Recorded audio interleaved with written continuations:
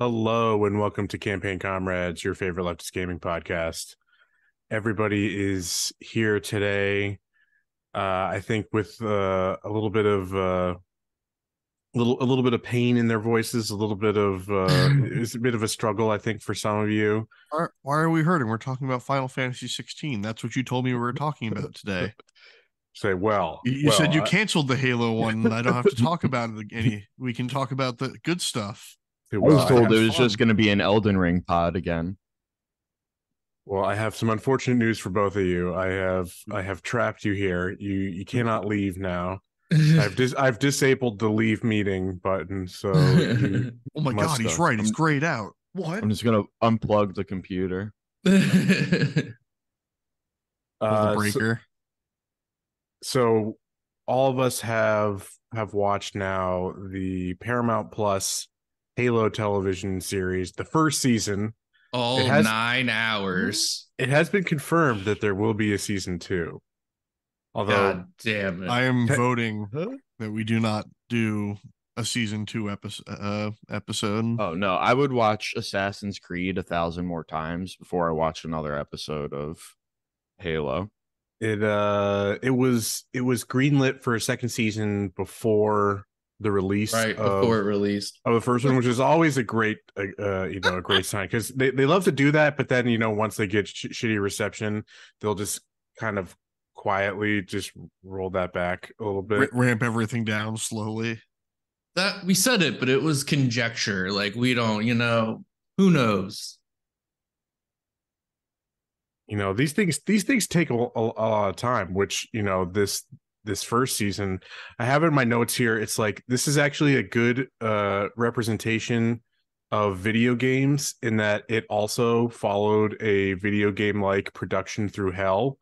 It was originally pitched and greenlit back in 2013 for I did not realize 2015 release. This has been in some level of production for almost 10 years. It didn't it go through like hundreds of script rewrites? Was 200 script rewrites, multiple different director hands. Yeah. It was pushed to 2019 first, then 2020, and then finally settling on the 2022.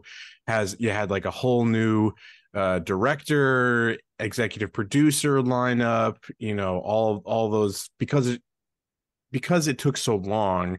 Scheduling things get in the way. That's pretty common when things take that fucking long. Is just creative differences aside, it's more like this thing isn't real. Here I'm getting an offer to direct this other show that is coming up next month, so I'm of course gonna bye peace. I'm gonna release something that isn't going to just sit in development hell. It was originally ordered on Showtime for 10 episodes. Then came the executive producer change, and it was reduced to 9 episodes. They sold it to Paramount Plus because Showtime viewed it as, quote, an outlier for the company's brand, which is very funny. I mean, it's not softcore porn, so. Oh no, that's Cinemax. Hey man, yeah, there you go. If you're being generous to Showtime, it's like that. But otherwise, that's just code for this is dog water. Let's pawn this off on the streaming only. And that's bad when straight to VHS of the 90s. When Showtime's passing it up.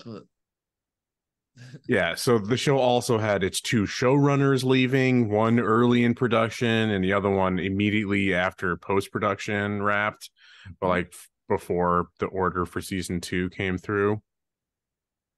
We'll talk about our opinions on the show, but I wanted to kind of just go over some general notes on its larger reception by critics and Halo fans.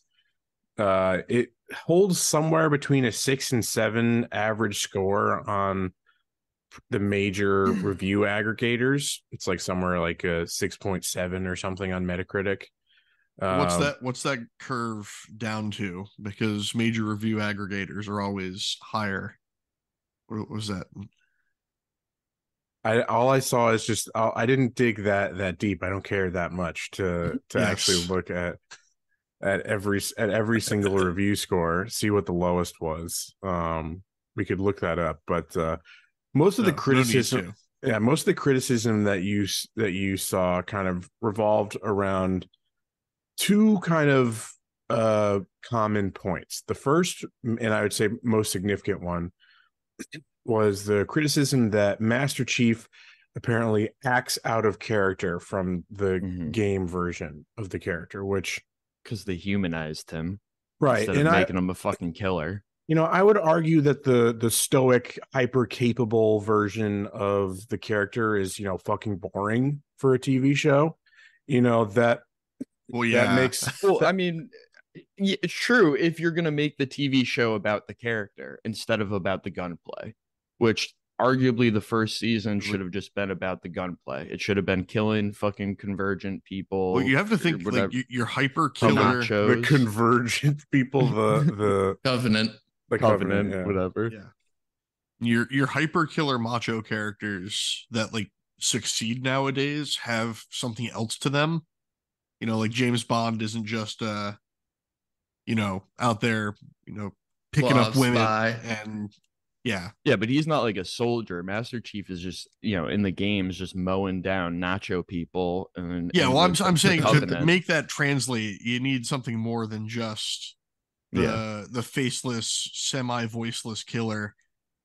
There's something about for a game that really can't be, particularly a game like Halo, that can't satisfy the same itch in a television show. They have fundamentally different requirements, where a game like that is purely a power fantasy where the faceless character of the Chief, where you only have the helmet, lets you insert yourself into the role. You are in the helmet. You are Master Chief.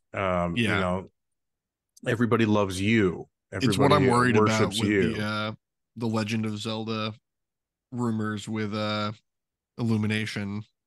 A first person game is even more direct with that than say like a third person thing where you're constantly looking at the character, where it's out of your eyes, so there is it further removes that level of disconnect. I am carrying my pistol without it moving directly in front of me while I go over obstacles. But a television show requires some level of character development and some type of arc, right? Yes. Or else it's boring, or else it's fucking boring. Even if it's like high octane action all the time, it still gets boring. It still gets one note, and okay, I know what I'm getting. And this, I think, this criticism to me, it speaks largely to what I was just saying about what it takes to adapt this video game, but I think can largely be applied to the critiques that you get to most video game adaptations, right?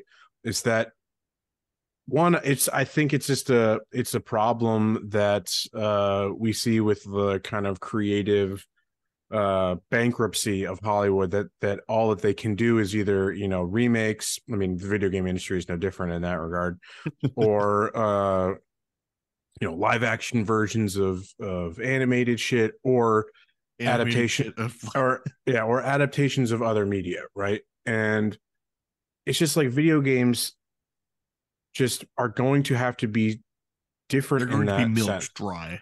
But it's like you have to change the format, like I was just saying for Halo. Like, you can't just have the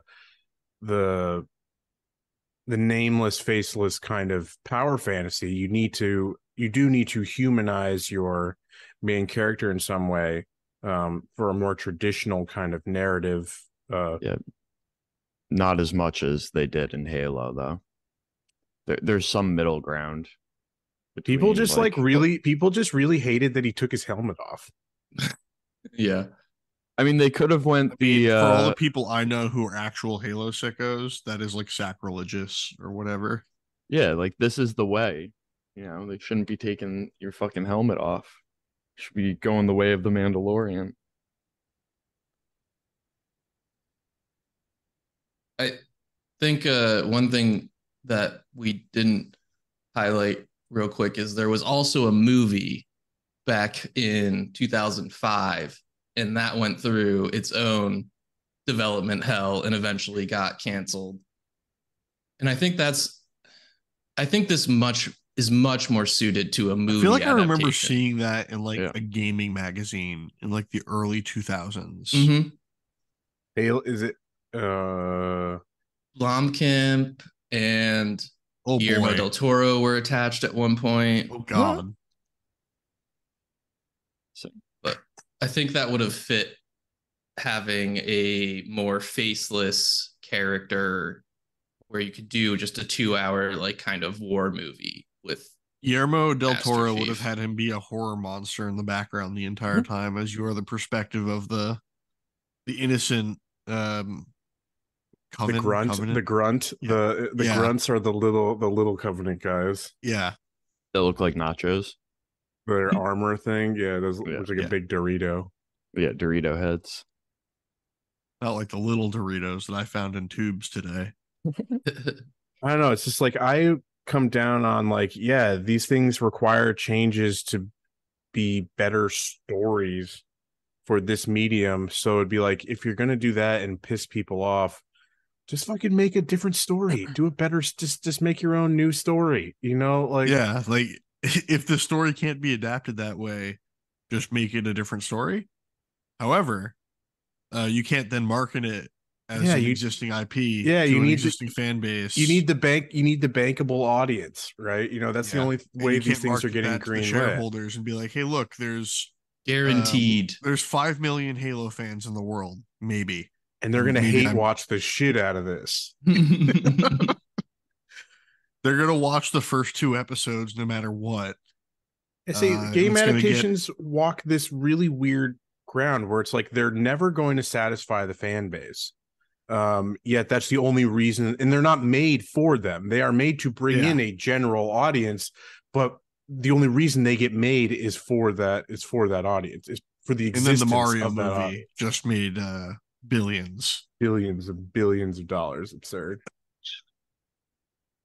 Which again, that's I completely Mario. I completely memory hold that movie. The power of Mario and Illumination Studios. Because all the Minion Illumination Studios has like 4 of the top 7 grossing animated movies of all time, or something like that. That shit's crack for little kids. Because it's like Despicable Me 2 and 3, and I think the Minions movie, and then Mario. Crazy. So another contentious part of the Master Chief characterization was the now infamous sex scene. It was absurd. It was absurd. Final Fantasy 16 has better sex scenes. He goes in there, and I was like, he's not gonna fuck this girl, is he? And then what does he do? Here comes the sex scene. That was when it was originally he pops his cherry. He pops his cherry there. So like, like Master Chief is canonically a virgin. Never had sex. Yeah, very very much like his audience. Yeah. Well, what I found very funny is that some people are like coming at it from the perspective of, oh yeah, Chief just committed a war crime. You know, had sex with a POW. Fantastic. Very much in character then. Yeah. That scene felt so unearned too. Like, like they had talked to each other for like 2 seconds. That scene was in there just to get the teenager who convinced their parents to watch this with them in trouble. So I'm more forgiving of the Chief stuff for all those reasons of like you gotta humanize your I don't really character. care about how Master Chief gets handled. Yeah, he's not really that important to me. But again, he's just a cipher, you know, for your own desires. So I don't understand why people like there's not much character there. There's not much character there to begin with, right? You know, he's basically a fucking drone. So I don't really know what they have to complain. Yeah, I don't really know what they have to complain about. Glory to mankind. What I do sympathize with and am right on board with is the general universal dislike for the character of Kwan Ha. Yes. Oh my God. And the haircut. What is the point? Like, Why? I feel like, so bad for both the character and the actress being saddled with one of the worst haircuts of all time. Worst Yes. haircuts ever. That. Ugh. So at the start of the show, it seems like she is going to be one of the main kind of, vectors for Chief's humanization. That like it's going to be the human connection that breaks him out of the drone-like mentality. It's what makes him start questioning his reality and his existence as a Spartan. But then they're fucking immediately separated after only an episode and a half, and then the show continuously fails to justify her continued inclusion in the show from that point on. Yes. Every time it would cut to her and the ex-Spartan Soren. The pirate. He's the pirate. Yeah, I know him as the pirate. It's just like, I just don't care. And like the show is undisputed lowest point is the Kwan exclusive episode 7. Yes. Which like yes. with these season long discussions over, we usually talk about what's our favorite and least favorite episode. I don't think we need to have much discussion on what our least favorite episode is. It was episode 7. I had to take a shit during my viewing of that one. I left it running. I left it running. I left it running and just left, and I missed nothing. Yeah. Nothing. I completely forgot about her. I mean, so did the show after that episode. Show did. Yeah. It's like not even addressed in the final episode. There's nothing. That's one. If you need that episode to be in your season to hit your 9 episodes, you don't need 9 episodes. Yeah. You don't need. There's so many tracking shots. There's like there's 5 minutes of tracking shots in each episode. It's just fluff of like a character walking or a ship flying in, and it's so much unnecessary filler. So I want to quote filler episodes, folks. I want to quote from IGN's review of that episode 7. So it says this episode is littered with bland sci-fi tropes that have been executed far better elsewhere. Kwan Ha's charge into the sandstorm is Mad Max Fury Road with no payoff. The sage women of the desert are basically bargain basement Fremen, there to do little but spout cliches and send Kwan Ha on a textbook desert vision quest. And also she can find out she has to, quote, go back to where it started. It's just like that episode really showed the series' significant flaws. Like it is like a decently serviceable, generic, bland sci-fi show. It does nothing new. It has no interesting concepts. I think that's its biggest flaw to me, is just how generic it becomes. Like I'm a little more forgiving. I don't think it's like bad, but like I don't really think it's that bad. I just don't think there's anything special. I just don't think it justifies its existence very well for me. Yeah, I think that's it feels like something that's trying to justify the existence of its streaming service more than itself as like Paramount doesn't need the help, right? It's doing fine with Star Trek. So Star Trek is the they were just trying to hop on the trend of the video game, man. They were trying to get ahead of it. Well, again, it's not like they were the one to order the show. They just were like, oh, we'll pick it up off the bargain bin, right? They got it out of the $5 Walmart. $1 bin. I will say, whenever I catch myself in a Walmart, you might not see me flipping through there, seeing if there's anything worthwhile. You might catch some old 2000s comedies that have not aged very well. Yeah. The one thing about the Kwan storyline is personally a big fan of Bern Gorman, the guy who plays Fincher, and I thought he was pretty good, and I wanted more of that. Like if they were gonna explore that storyline, like show me more of that conflict between Fincher and Kwan's that actor always plays a good villain. Yes. He plays a villain in one of the later seasons of The Expanse, a infinitely better sci-fi show. Yeah. And it's also a better character. He's a little bit more nuanced and less one note. It's obvious that this guy's having a blast. Yes. He's enjoying chewing every piece of scenery he can get his hands on. Yeah, he was definitely an interesting bit of that storyline. But like, I just found the character to be grating, and the actress did a decent enough job with what they gave her. It's just the material just, again, does not justify the character's inclusion. And so it was a created character for the show. It has no basis in the game's history, so it was a unique new character for the show. And it showed they're like, oh no, we've like gone too far into production with this character. We need to keep showing her, like, we can't do reshoots to shoot around her from earlier episodes. Oh no, okay, we've done what we need to. And like, her story is like now obliquely tied to Chief in the Halo ring through some Imagine not just taking the portal L shit. and just green screening her entire character out and just getting rid of her audio.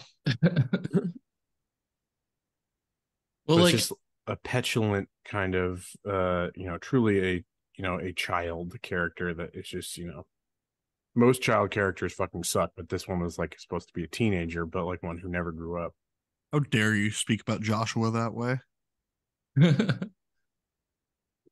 And like, even the main point of the character in this season, which is to initially humanize Master Chief, like, isn't even that necessary, because you see the artifact is what really kind of triggers his the start of his humanization, and realizing that he had some family he was lied to, essentially.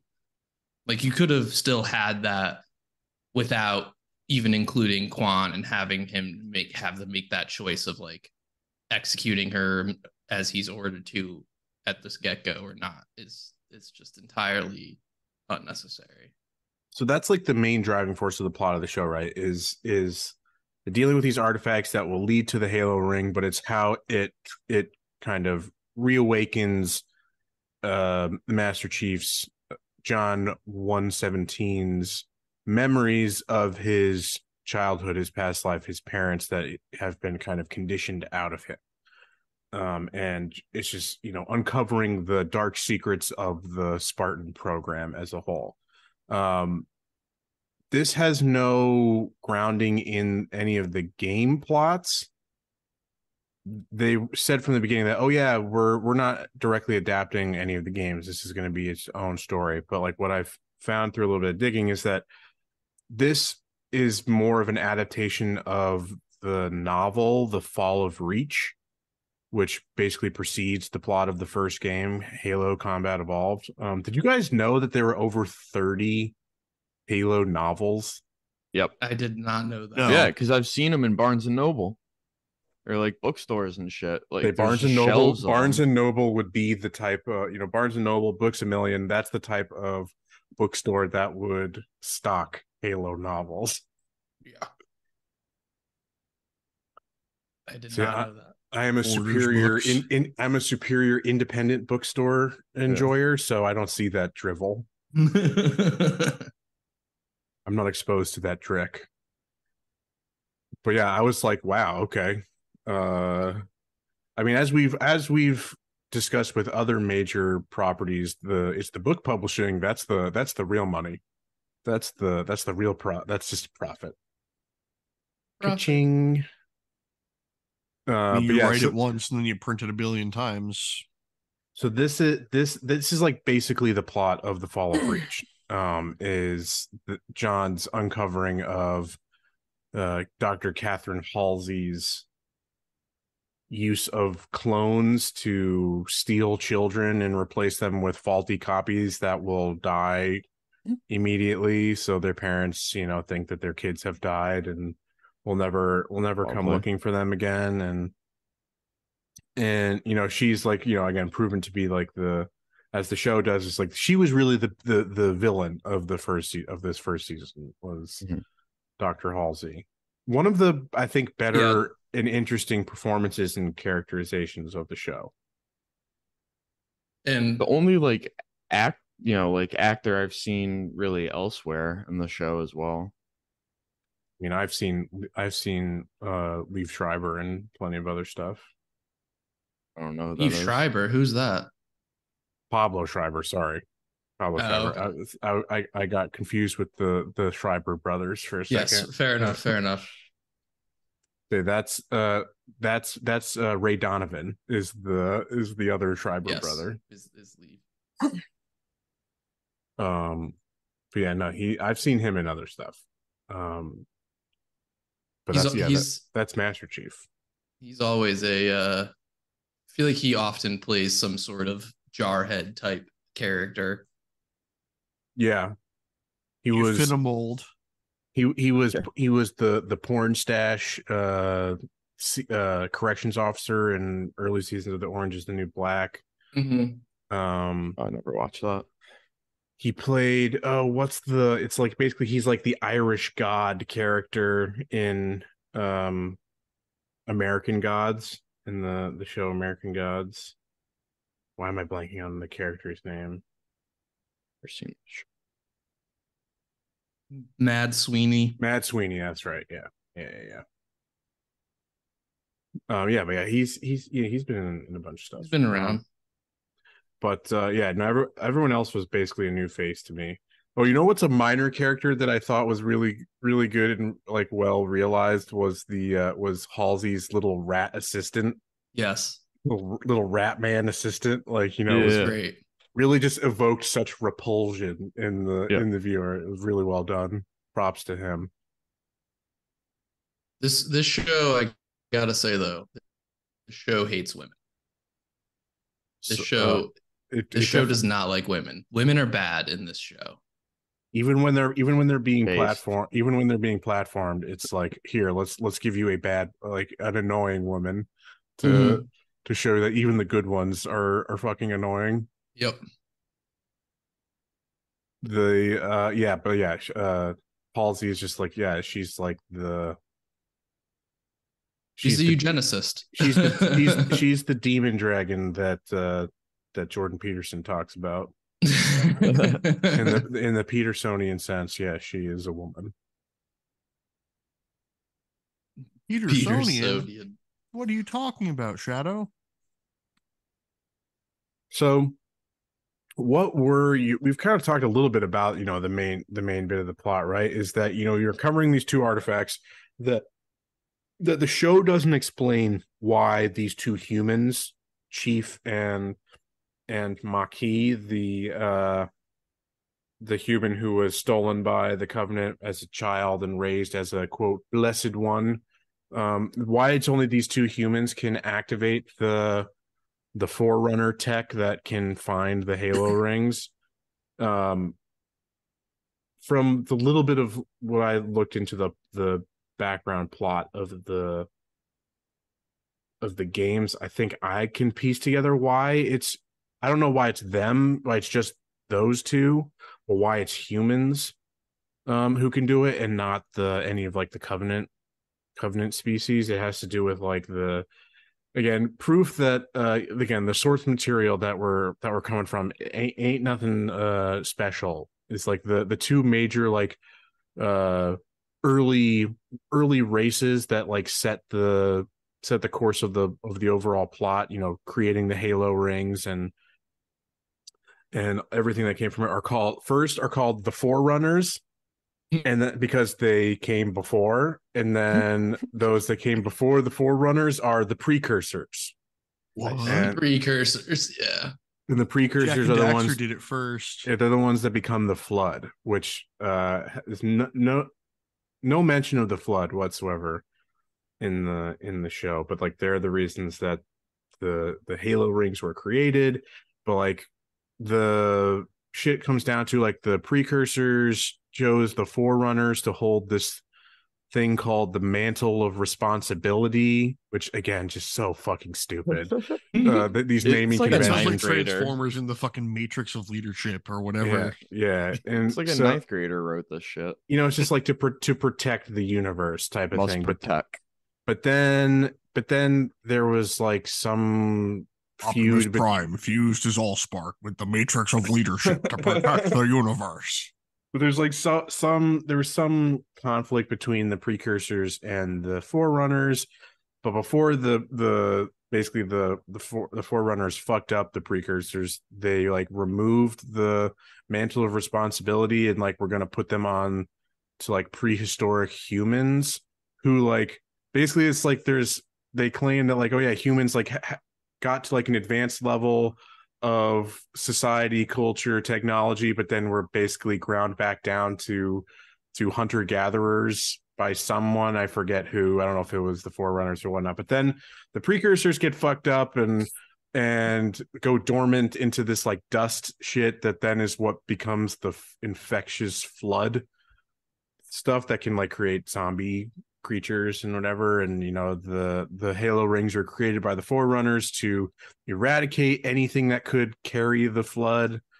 But it's basically, I think, what it comes down to is visual medium and not just a podcast. There would be slowly a Charlie Day springboard. Yeah, I promise this background. makes sense. But I think it has something Kingdom Hearts level connection. It has something to do with this mantle of responsibility. That's why that humans are the ones who can activate this shit now. It's because they hold the mantle. And so yeah, so the Master Chief is, you know, our perspective of activating these keystone artifacts, which is going to lead him to the Halo, which it's like never explained why in a way that makes sense why Halsey is obsessed with getting to the Halo rings. Just she's convinced it will lead humans to their next stage of evolution. Like that's her big driving thing, is that like, oh, humans have stagnated, we're not going anywhere, we need to forcibly connect with an AI.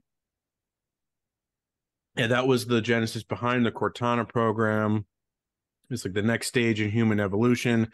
But then it's like the Halos are just super weapons. What does having a super weapon have to do with, you know, further evolving, you know, human consciousness? Ask the USA in 1945. So the connection is never really made obvious there. But through all that, he is uncovering the truth about his past and the Spartan program, and then it's like leading the other Spartans to resist Halsey, and she gets arrested, and you know, she's on the lam doing more eugenics. But like isn't really on the lam. Like she's in a suburb. Yeah, like yeah, literally. I was very confused by that at first. I was like, didn't they arrest her? Why? Like, what? Well, no, it was a clone. On? That was as soon as you saw the nose bleeding from the shit, you're like, oh no, that's just a Halsey clone. She pulled the switch and bait.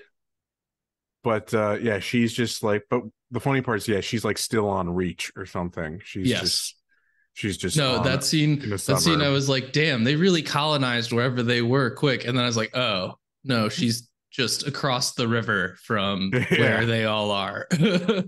Man, so much for the futuristic panopticon security state. I don't know, but so we already know what our least favorite episode is. Episode 7, Inheritance, that just focuses on Quan and Soren. You know, it reduces the Chief to a like vision guy, like a spirit guide character, which is just like so bad. It's just that episode is just garbage. It's trash. Mm-hmm. But if you guys had to pick a favorite episode, what would you pick? I've got to like do a little bit of.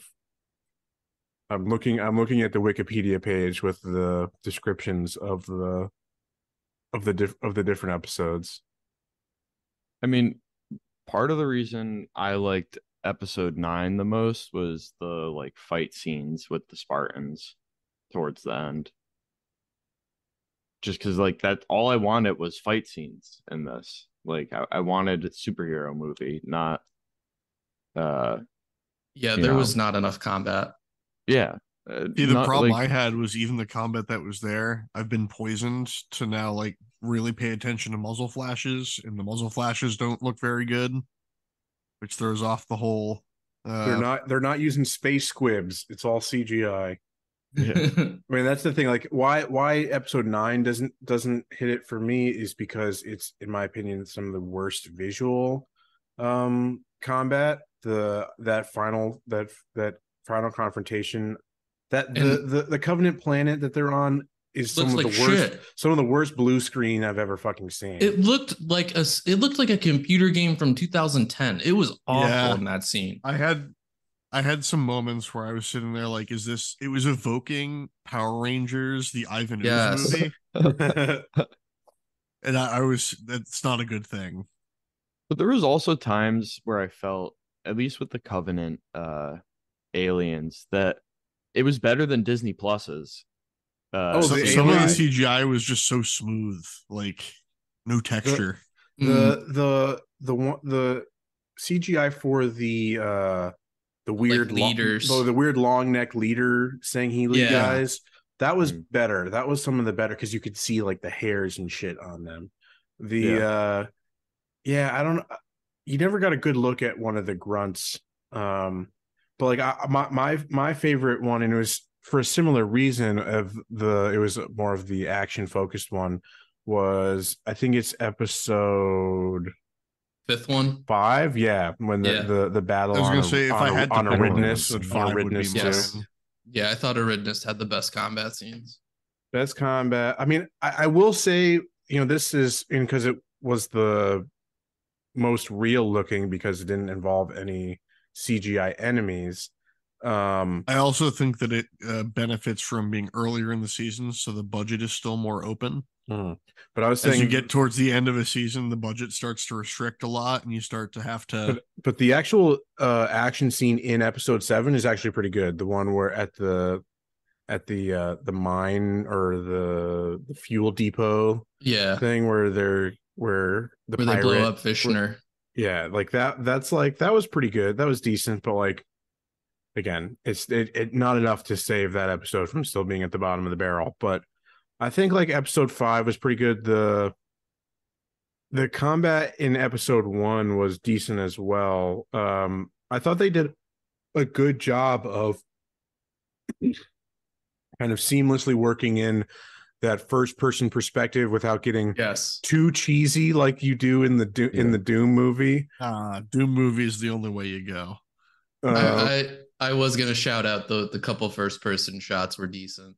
Because you get that in every fight, in every one of the major Spartan fight scenes. But I like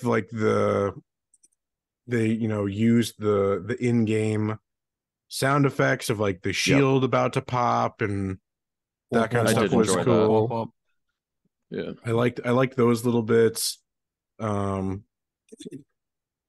that did anybody else have Matt, did you have a I guess least hated episode? I said 5 would be the one I would pick if that would be something that I was forced to do, like I was forced to watch the show. Yeah, for me, I think it's 1 or 5. I did think 1 was a decent setup. It at least had me more intrigued, and then kind of went all downhill from there. 1 was an okay pilot, let down by 2 being a lackluster follow-up. Mm-hmm. So we've also talked about who are like, say the least favorite characters and plot lines and all that. I think the standout, the absolute character standout is I forget the numbers. Is it I think it's Kai 125. Kai, I was gonna say Kai. Kate Kennedy as Kai 125, the sniper Spartan, the pink haired brigade. Yeah. Brigade. There we go. That was I thought she was a standout. She was a kind of lit up every scene that she was in, and was way more of a draw to that kind of, again, the humanizing aspect that we're trying to see towards these Spartans, in a way that, particularly as she was held in comparison to the other Spartans. The other two are very, kind of rote and robotic, and struggle to break their conditioning at the end. But she seems to, like, be the most comfortable in her skin, and enjoys being a Spartan. Yeah. And well, she's also the only one who stops taking her equilibrium emotion suppression pills and removes her, I think they call it a tablet. A pellet. Pellet. Yeah, removes her pellet. The hormone pellet. I mean, so does the chief, but that doesn't really change his character that much. He's still a bit kind of a dour, unfun. But he's able to see. He finds out that he's been on the placebo pill the whole time. His did nothing. But yeah, for her, a whole new world has opened up. But yeah, she was the most interesting character to me. I think her and Halsey again were the two highlights in terms of performances, characters. I found them the most interesting. But like, there's just like, I do think the assessment that you've made from the beginning, Matt, is like pretty emblematic of the whole thing. It's just like, I think it's largely inoffensive, but it's just that it fails to justify itself and the money spent on it. And I don't know what they're going to do going forward. I don't know if they're going to, because like I said, this is basically greenlit, ready to go. This is almost more of a retelling of that prequel book that then maybe they do start adapting and moving into the game plots, that maybe that excites the fans of the series more, angers the fans of the series more. Most likely, yes. That is more likely what would happen. But like, so my question to you all is like, what is the message of this show? Because to me, it just feels very confused. You have, obviously, Halsey is set up as the bad person, the evil villain here. But the show very obviously shows that like everyone else involved knows, whether it's wink, wink, nudge, nudge or not, knows that Halsey's doing shady shit to help them. Like, yeah, like it's not, they act like these people are kind of not in the know, but there's no way they aren't. And so it kind of misses this statement that I think it could have had, which is that like the whole what are they, the NSMC, UNSC, United Nations UNSC Space Command. Like the whole UNSC they are also bad. Like there aren't actually anyone good. I mean, I guess you could maybe argue Kwan is really the only potentially good one here, because she is fighting for like independence and her right to self-govern, etc. But like everyone else is bad, and it shows that, but it doesn't actually say it. It doesn't commit. It doesn't commit to because you get the natural complicity of just being part of the machine, right? And part of it has to be propaganda. Like a good comparison is how 40K handles their Space Marines. Mm-hmm. They are unabashedly what they are. Which is pro-fascist. Which is the fascist scions of a theocratic state, hell bent on universal genocide of anything non-human, and they don't shy away from that. And they just tiptoe around the Spartans. But my real question to you is, who wins, 40K Space Marines or Spartans? It's not even close. The Space Marines wipe their ass. I don't think that Mjolnir armor can withstand the superheated blast of a melta gun, or even just your classic bolter exploding bolter round. Good. I was just gonna have a thought like, well, so I don't think we're ever going to actually have a discussion on, the Halo game franchise. I mean, like maybe we do, but like if we do, it won't be for a long time. Like we wouldn't do it until like maybe a new game comes out, and even then, it's probably unlikely that that's going to happen anytime soon. And it'll probably just be a dumpster fire. But there's something I wanted to bring up that like this show obviously being released in the year of our Lord 2022 is far enough removed that it like the connections between Halo and our kind of post 9/11 reality are less potent and obvious as the game series was.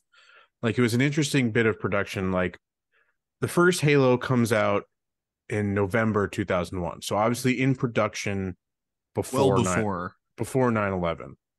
And like the jingoistic kind of nationalistic propaganda that that the Halo series as a whole kind of becomes doesn't really crystallize until Halo 2, which was like 2004.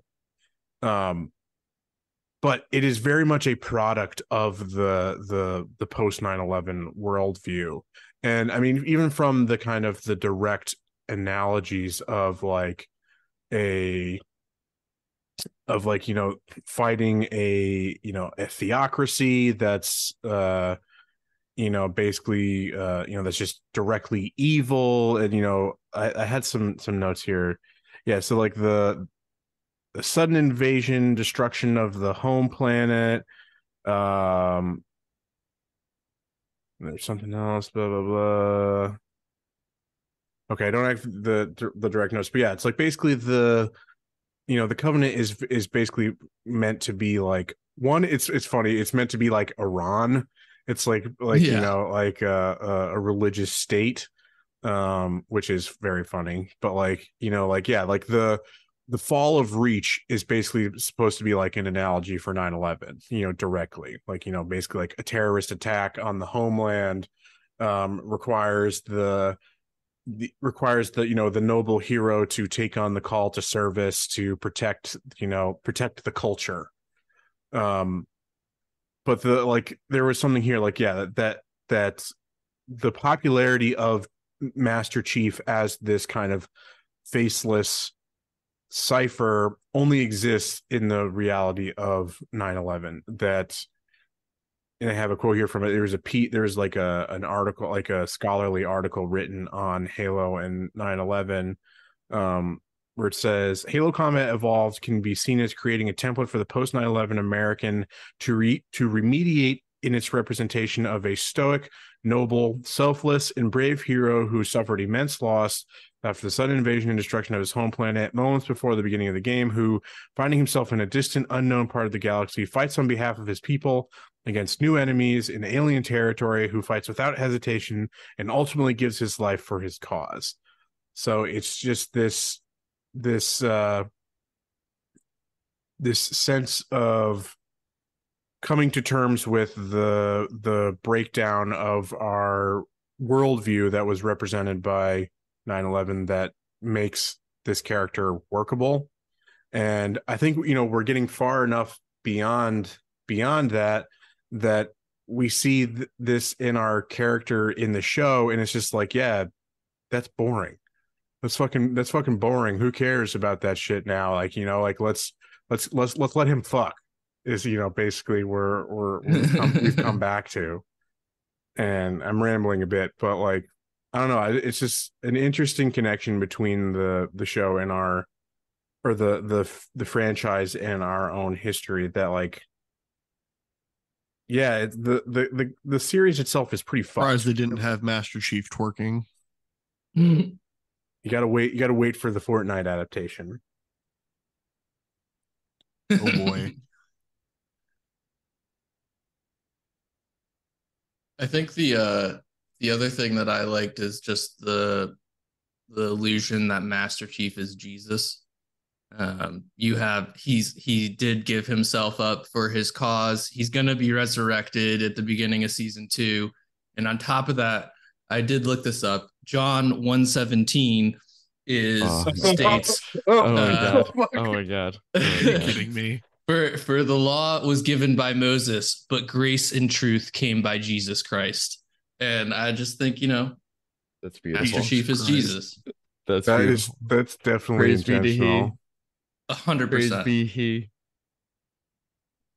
Hallelujah. He died for our sins, and He will be risen. So that's where season 2 will be going. It was cool to see They're that. gonna go by his grave, and there's gonna be a boulder move that wasn't there before. There's It a was- shroud it there. was with a cool. blood It stain. was cool to see Jen Taylor, the voice of Cortana from the games, be the voice for Cortana in the show. That was nice. May we also have a moment of silence for the death of Cortana on Windows? Rip. R.I.P. Bozo. Another female character where you just don't know, is she going to be good or bad until the last second? I mean, in the game, she definitely goes bad. Yeah. Yeah, I don't know. That's why There's they just were replacing her with Clippy in Windows 11. Return There's to just- the male superiority. there's just like there's just not enough going on in this show. And they have kind of wiped the slate clean a bit going into whatever season 2 is. Maki is dead. Who knows what the fuck they're doing with Quan Ha. Hopefully they just chalk that up as a failure and move on. I Big hope Bell. that's just like a throwaway in an opening credit where it's like Quan Ha dead. Dead. Dead Just, doing space pirates. So she's somewhere in the nether realm, protecting this portal that Yeah. does something with Halo, that maybe she'll come back in the future, but it's we've recast her and she's some type of And somehow Master nebulous Chief returns. space being. Yeah. I have not seen anything about the production of season 2. I mean, Yeah, that was going to be my ask, is I know Did they they film them simultaneously? announced it, but I've not seen anything about it. okay, I'm seeing something now that filming started back in September of last year. Oh boy. Which this is also funny. This show was largely shot in was it Hungary? Nice. Yeah. I mean, like, what kind of tax incentives is Orban giving to? Damn good ones. So yeah, it's a very odd choice of filming, seeing as most of this again is just all fucking green screen and sound stages. Yeah. Just circling back to that final episode, the alien planet. It was like so clearly like, yeah, this is like a 12 by 12 sound stage with blue screens all around. That. That's generous. 8 by 8. It's like you can just you can see where the high school prop department finished building out these like sandstone pillars to where then the fake shit comes after that. Yes. You absolutely could. You can really see the delineation, but it's just like, because it was also just like how bad the physical props were, just looked really cheap. So yeah, like they definitely ran out of budget at that stage. Yeah, even Let's just on the finish physical. show. What are we gonna do? Quick, get blue foam. Even just like on that physical point, Quan picks up John 117's gun in episode 7, and that gun just looks like a plastic toy.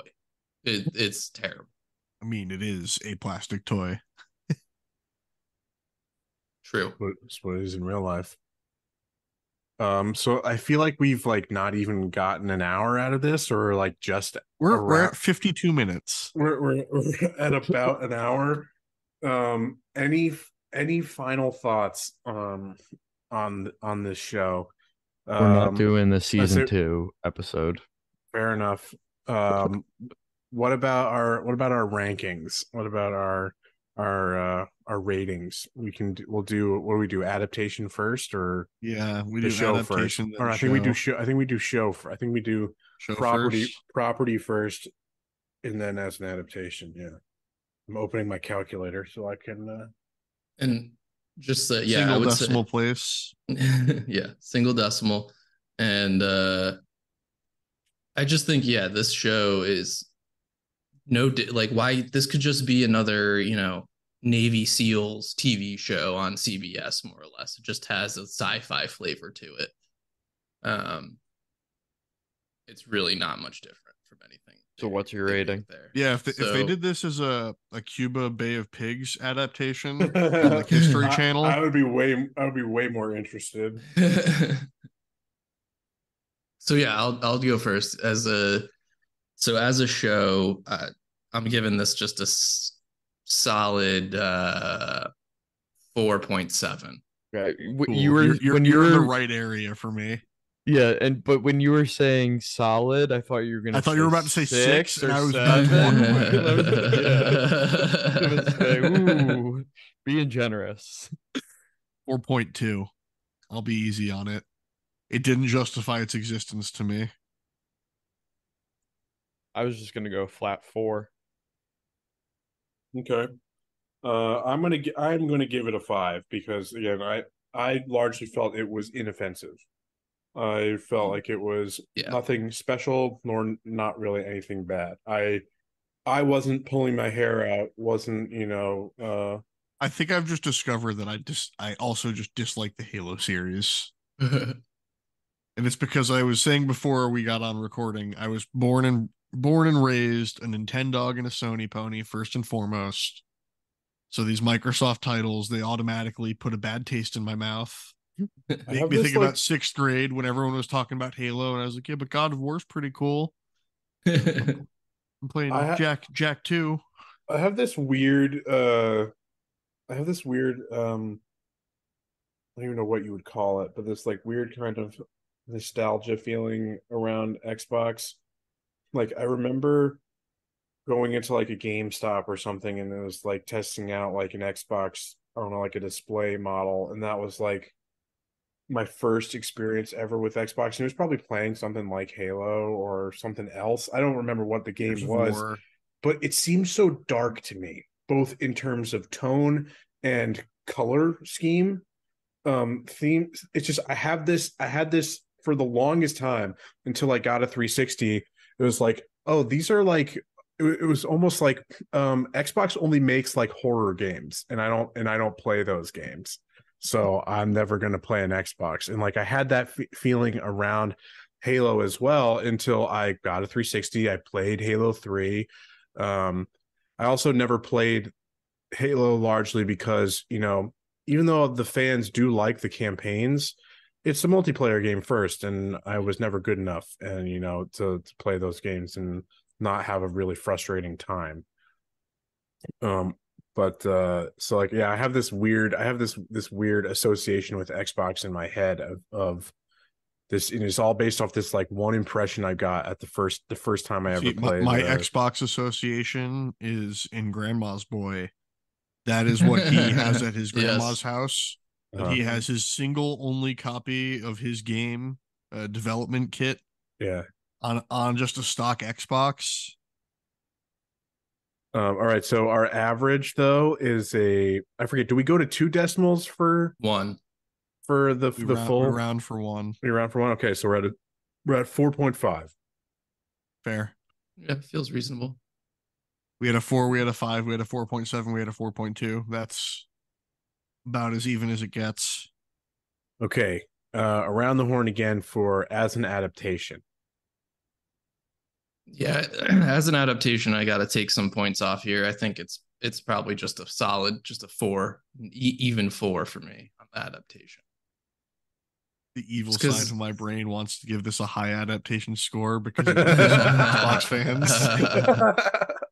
Be like, it's cool because he took his helmet off and he had sex. But yeah, I don't know. I'd play fucking Halo. 5. It's got guns. Yeah. And aliens. I'm gonna say 4 because there wasn't many of the Dorito heads. Those are my faves.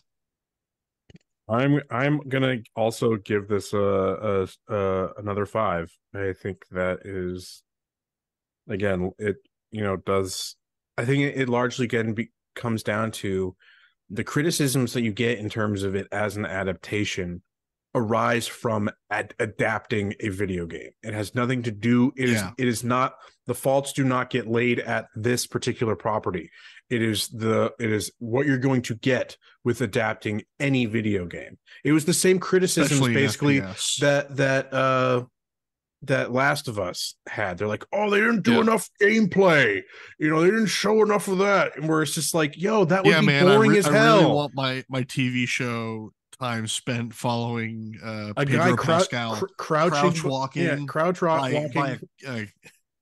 a counter. Like, it's just like, that would be so fucking boring. And opening every fucking drawer. Yeah, there's a difference when you're the one playing it, when it's interactive. Like, that is completely different. So it's just like I have those same points. So we're even though on our 4.5 on our, it's just 4.5 across the board. This also comes in as our new low. This is our new bottom. So I think so, yeah. Because what was the lowest up until this point? Was it? I mean, it was either going to be the Uncharted movie or Doom. We should really write these down. We should really write these down. What our record is. I don't know. Again, me coming at it from 5s, I think the 4.5 is a little low. I do think it is putting more criticism again on the show that the show itself doesn't deserve. I think it's the main criticism. My argument comes down to is just, you were never going to get anything different than this. I was telling Mike earlier. It's like, if you don't like this show, don't ask for fucking video game adaptations. It's as simple as that. That's kind of what it comes down to for me. Raise his hand. I don't want more video game adaptations. Right. If this is what they're gonna be. That's kind of what I come down to. It's just like, I don't need video game adaptations. I enjoy the stories that I get in my video games. I don't need We just did a whole to see this episode retold on today. an entire set of storytelling that can only be done via video game. Mm-hmm. Yeah, because it comes to, like, I've watched what's been released so far of the Nier anime, and it's not as good. Yeah, the animation is pretty good. That one, not to get into. There's this weird amount of going up and down ladders. There isn't enough. You don't see. You don't get the view. Yeah, you don't get the view. But it's just like, yeah, it's just not the same. Like, you get some interesting perspectives. There's some nice, like, what they've chosen to do. Like, there's one episode where they give you it's basically just all flashbacks, and you're getting the backstory of A2 and that original group of Yorha prototypes. So that was interesting because that's new stuff. But yeah, no, it's not as good. These are unique mediums. Attach it to a new IP and told a new story rather than trying to make it Halo. Exactly. I trying agree. to bank on an existing fan base only serves to piss both off. I don't know that we have things set for what we're doing next month. We're doing Ratchet and Clank. Well, I know we have. Oh, okay. We're doing the Castlevania series. Yep. I think we should switch to a movie. We should do movie series. I'm a lot of series back. Yeah, I'm potentially Ratchet on and Clank board with movie. that. That does exist. I know. I'd do that. It's like an hour and a half Pixar movie that released alongside the 2016 reboot. I would potentially be interested in that. Just make it a Ratchet and Clank month. Yeah, fine with me. Intrusive thoughts win. It's hard Catch me because like outside Andrew's apartment say with Castle a PS5 emulate or a PS5 or PS Plus now playing on my Steam Deck. Castle Castlevania, like I've watched, and this is like even before we decided on, I think, adapting. I've I've watched watched like most of the first season. I've watched like two. I think I've maybe finished season two. You know, it's good, but like for this, it's like, you know, asking to watch all four seasons or whatever is a little bit much. Also, none of us have played. I don't think any of us have played Castlevania. Have you played it? Have you Speak played for it, Matt? yourself. I was gonna say, Matt, I couldn't remember if you've actually played Castlevania. I've played some of the classic ones. Okay. Well, for some reason I had thought like that you said like, oh no, like you didn't have access to some of the earlier ones.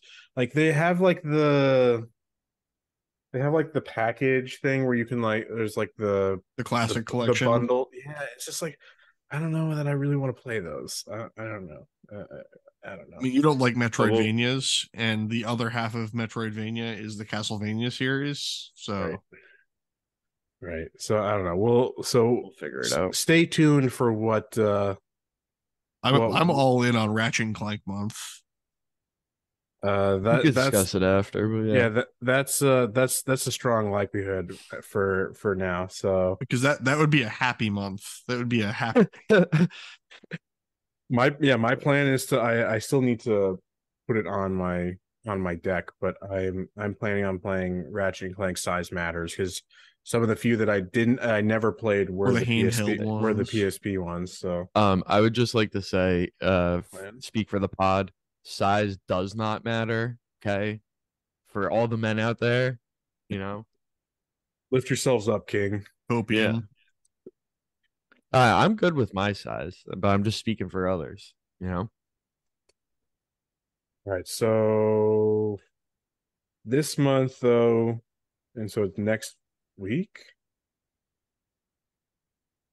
Oh wait, fuck. Am I like completely off here? Oh, you know what? Next month wasn't, I mean, next month kind of was because our schedule was very odd. Like this was going to be a month where we basically had two adaptations. We technically had an adaptation episode running on. I'm looking at the schedule now, and something just does not seem right to me. You could figure it out after. Because I'm seeing here that we have the Tomb Raider movies. Tomb Raider movies. Yeah. Amazing. So we did do movies, movies series. So I don't know. We'll figure it out. It's because we're on a 4-week routine, and not every month is 4 weeks. So there was one slowly month, but surely, and I guess it's this month. It was just 1 month where it got fucked up, where we had like multiple of one of them, and after this, it seems to even back out. But all right, we've now padded out our time for Matt's got some chopping to do for today's episode. Chop shit. I ain't doing chop cheese the Aki way. All right, but you can catch us live on Twitch at twitch.tv/Campaign Comrades or over on our YouTube channel at Campaign Comrades, where we play a mix of games, 16 and Final Fantasy 16, including games that we do review here on the podcast. But yeah, I'm feeling like I may finish Final Fantasy 16 before I stream next week. Pacing wise, the PS5 says I'm 65% done about a little over a week of playing. So yeah, it'll put me at 2 full weeks if I finish on Thursday, but I feel like I'm gonna be decently close. I've got a fair amount of hunts left, or like that I've yet to unlock. The notorious marks. So that's gonna be, I don't know if I'm gonna have to just do some of those end game. I'll have to check in on that.